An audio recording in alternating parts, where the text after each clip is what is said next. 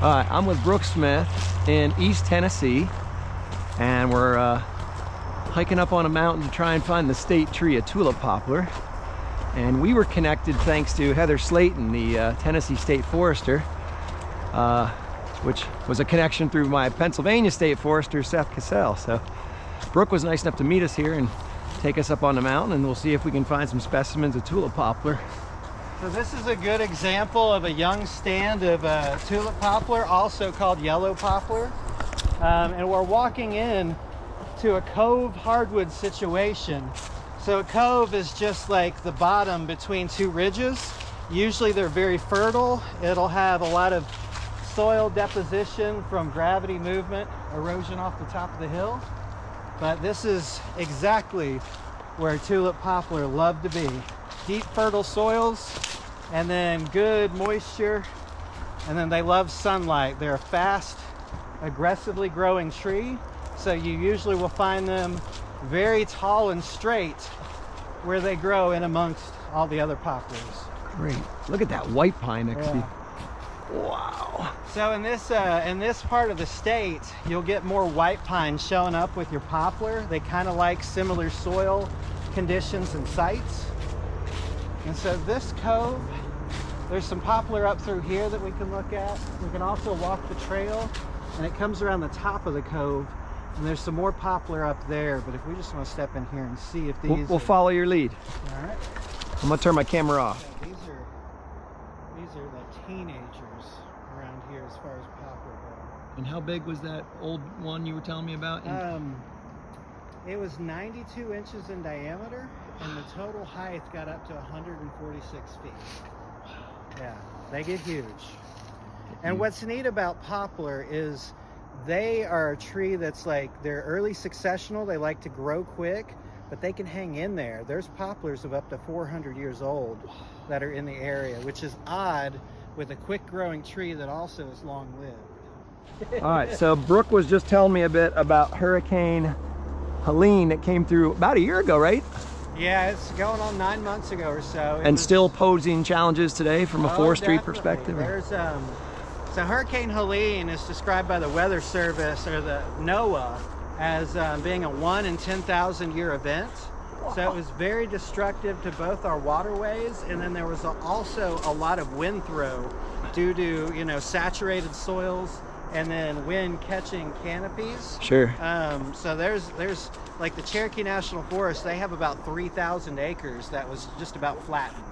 Wow. And there's more of that on the North Carolina side. They got a larger brunt.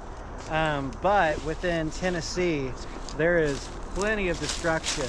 The Division of Forestry has partnered with TVA, NRCS, the local jurisdictions, the Forest Service, to partner to try to figure out how to help with recovery efforts, and then also what to do with the down woody debris. Sure. That's a massive fuel loading that impacts, you know, agricultural operations. It also impacts next season's fire, the fuel for the fire season.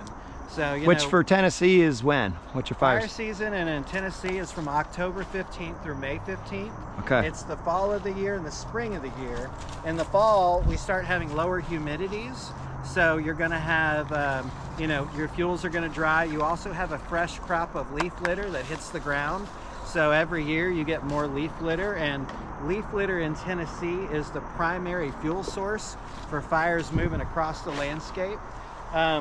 But in the, you know, Carter, Johnson, Unicoi counties, there's a lot of efforts to try to get the downwoody debris out of the forest, out of the ecosystem, because as it dries over the year, you know, next fire season, it'll be a big impact, because those fuels, those 10-hour fuels, the 1,000-hour fuels, they're going to be a lot drier. Sure. And then it also impacts operability for suppressing wildfires. If you've got a bunch of big timber laying across the landscape, you cannot put a hand crew through that to put in a fire line, and you cannot put a dozer through it to put in a fire line. Sure. So suppression operations are having to change their tactics of engagement to account for that new fuel loading on the landscape. Heading up the state tree of Tennessee. the Tulip Poplar.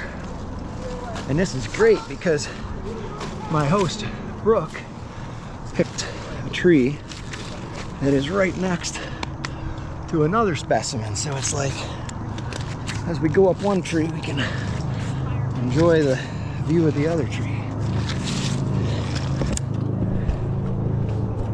Check back and forth.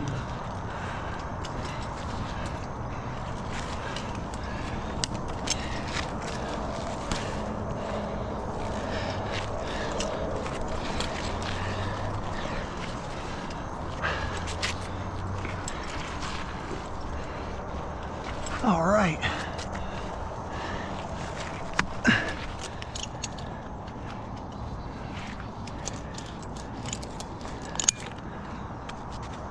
Beautiful tree, man. All right. So we are in East Tennessee in early October 2025. The leaves aren't quite changing, just seeing some yellows here and there. And this is the state tree of Tennessee. Some of these have some bug bites. Let's see if we can get, there you go. Here you can really see a specimen. It's the tulip tree, also known as tulip poplar. And my friend David Venables, who is in England, tells me that a lot of Europeans like to call this tulip wood.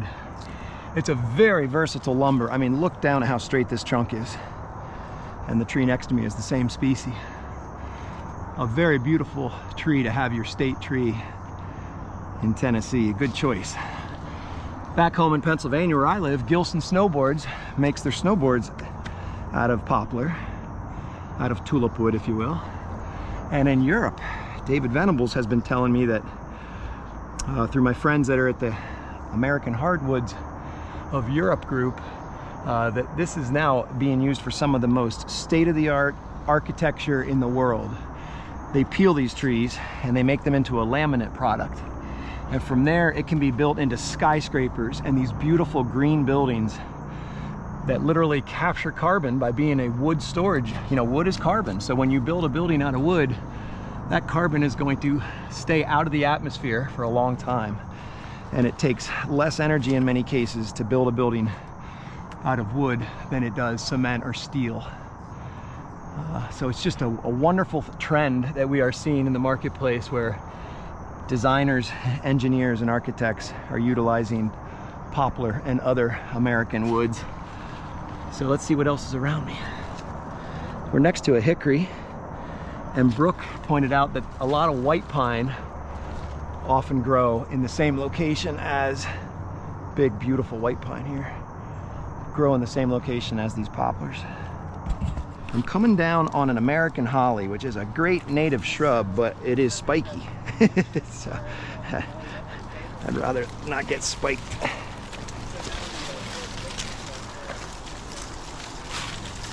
Show you some quick climbing safety here in my setup. So the climbing method I just did is called SRT, stationary rope technique, which means we went up one rope, right? I didn't have a rope going up and back down that was connected to me. Rather, it was simply one rope that I went up. So if I get myself into an emergency situation and need to be lowered down, you tie an alpine butterfly in the rope. You get a secondary rope, hook onto that, take a knife, cut this rope, and then you lower the climber down in a controlled manner.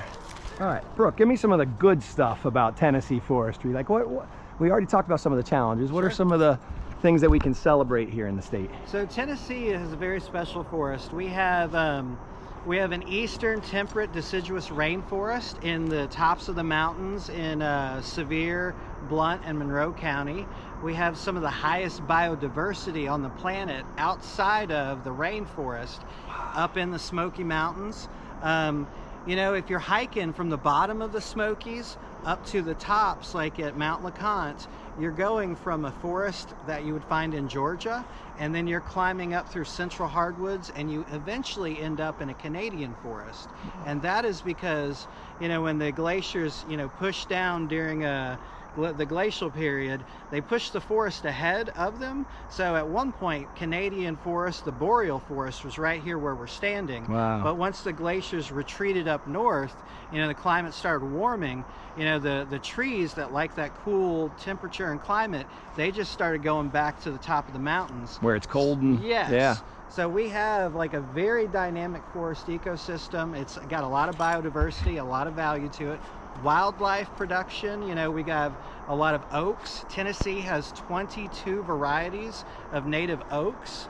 So we have a lot of value for wildlife, deer, turkey, bears. All right, you just touched on something that's near and dear to Tennessee's economy. Is it true you can only make bourbon with white oak?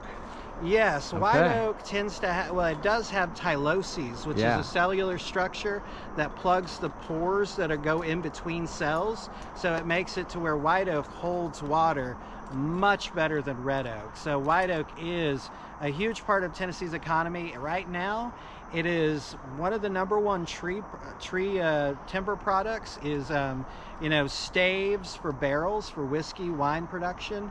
Yeah, white oak right now, other than black walnut and good black cherry, white oak brings the dollars in. That's great. All right, Brooke, we were just chatting a bit about hardwood, you know, kind of the hardwood producing of America. You were saying some of the states are actually southern states. Yeah, so Tennessee and Mississippi usually battle back and forth as far as the top hardwood saw timber production state in the nation. More times than not, Mississippi gets it, but Okay. Tennessee is usually up there in the top 2 or 3. Well, over in Memphis, we have the Hardwood Lumber Graders Association, and they do a lot of training for resources across the nation where they go into mills and they have to grade the boards that are produced off the bandsaw. Sure. So it's a statewide thing. I mean, we're on the east side of the state today, but you mentioned Memphis on the west. I mean, it's statewide. It's a healthy industry, the hardwoods. Yeah, so Tennessee is an agricultural state. Forestry makes up a large chunk of that agricultural value. We have, you know, like yellow poplar. One of the reasons why it's a state tree of Tennessee is because it grows from the mountains in the east where we're at all the way over to the Mississippi River over there near Memphis. So you can find poplar everywhere in the state. We should give a shout out to the softwoods too. I'm sure you have a healthy softwoods industry. I'm just less familiar with it. So the softwoods, you know, that's more over towards West Tennessee and down towards the south. Okay. It's just here and towards the mountains and in the northern part of the state, you know, it's really just a hardwood kind of thing. The mills, they just take hardwoods.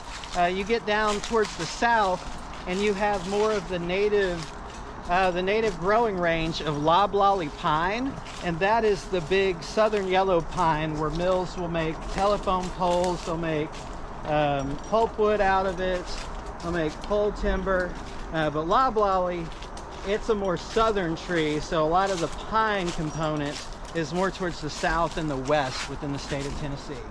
Hey, real quick before we leave this, in the northern Appalachians, we're dealing with beech leaf disease. Yes. Has it crept into Tennessee yet? Yes, in the past couple of years, it's started to show up in certain areas. It's not widespread, but it is something that we're aware of. Beech is a good understory tree a lot of times. It can get into the overstory. It's a very slow growing tree. Around here, it is what we call our climax forest. Sure. You'll have beech, maple, and then some poplar. Okay.